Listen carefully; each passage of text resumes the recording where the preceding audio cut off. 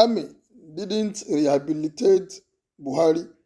I endured his mental issues for years, says Aisha. Welcome to the news. If you are new, kindly subscribe to this channel.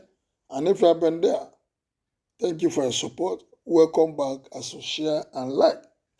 According to Gazetna report, Aisha Buhari, Nigeria's First Lady, says she endured several years living with President Muhammadu Buhari, who battled post-traumatic stress disorder, PTSD, following a civil war experience, detention, and several electoral failures to become the country's democratic ruler.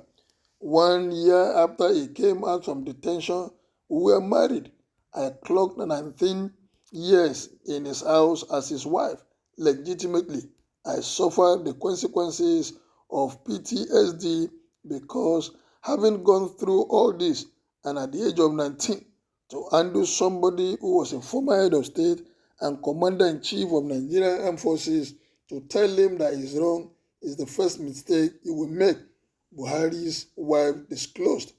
The Nigerian First Lady stated this at the groundbreaking ceremony for the Armed Forces Post-Traumatic Stress Disorder Center in Abuja.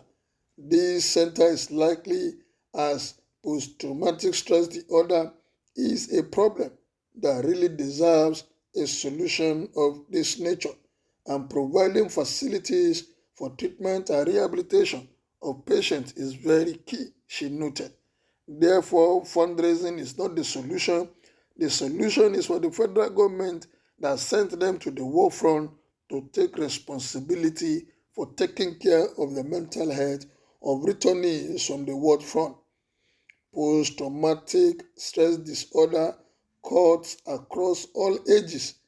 It is a mental health condition triggered by a terrifying event, either experiencing it or witnessing it. Symptoms may include flashbacks, nightmares, severe anxiety, and uncontrollable thoughts about the event. My husband served in the Nigerian Army for 27 years before he was overthrown in a coup d'etat. He fought the civil war for 30 months without rehabilitation. He ruled Nigeria for 20 months and was detained for 40 months without disclosing the nature of his offense. Mrs. Buhari stressed, "You can imagine myself at 19 years old handling somebody that went to war, suffered a coup d'etat, then lost several elections, and finally getting to the villa in 2015. Mrs. Buhari had on several occasions recalled his role during the civil war in recent times. Aisha narrated how he and his colleagues in the Nigerian army killed hundreds of thousands of Nigerians on the Biafran side during the war. The First Lady commended the leadership of the army officer's wife for their foresighted vision of establishing the Center for Nigerian Soldiers.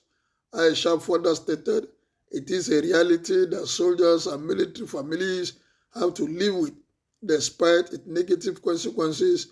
Being a soldier's wife or a retired soldier's wife and a wellness expert, I understand the challenges associated with post-traumatic stress disorder and its impact on military families and the nation." She revealed that Mr. Buhari was not rehabilitated after his exit from the military, but was left alone to bear the mental and physical trauma. "So at the age of 19, I had to figure out how to tell somebody of his caliber that it was wrong or right. And that was the beginning of my offense in his house. And contesting election in 2003 and failed, 2007 failed, 2011 the same thing, all without rehabilitation. I became a physiotherapist," Mrs. Aisha told the gathering. She added, "The fallen heroes remain evergreen in our minds, and many with us are wounded physically and mentally. I want to appreciate their wives and families. I want to let them know that the whole nation is with them." Yes, the whole nation everyone that fought to make this country work. But the thing for us as a nation is when in other climes things that are supposed to be put in place for this kind of issue, they are always there. Imagine we are waiting in how many years, 62 years of independence, to start thinking of how to put a place that will rehabilitate those that have gone through this kind of stress, those that have gone to war, those that have gone through some mental challenges. We are just thinking about it. Well, they said never late than never.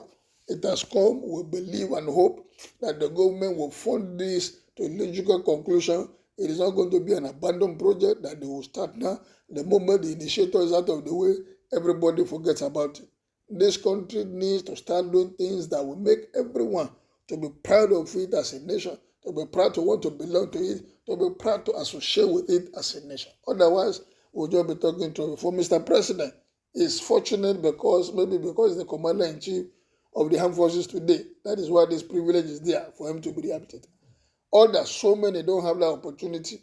Now that the thing is coming up, they should be, even from the National Assembly, maybe a law to ban this kind of thing. Anyone that has gone through one or two things in their life, they should be referred to that place so that they can be rehabilitated. Otherwise, people will just be dying before their time. A lot of people will lose their loved one. Those that are coming back from these Boko Haram insurgencies, those that face this kidnapping here and there, they should be taken to a place like this so that they can be rehabilitated, for them to live long, for them to live stable. And the government must not fail in their responsibility to make sure that this happens in our system. This is one of the good things that they are bringing on board. It's good for not only the army, but I'm sure it's not only going to be limited to the army, the military.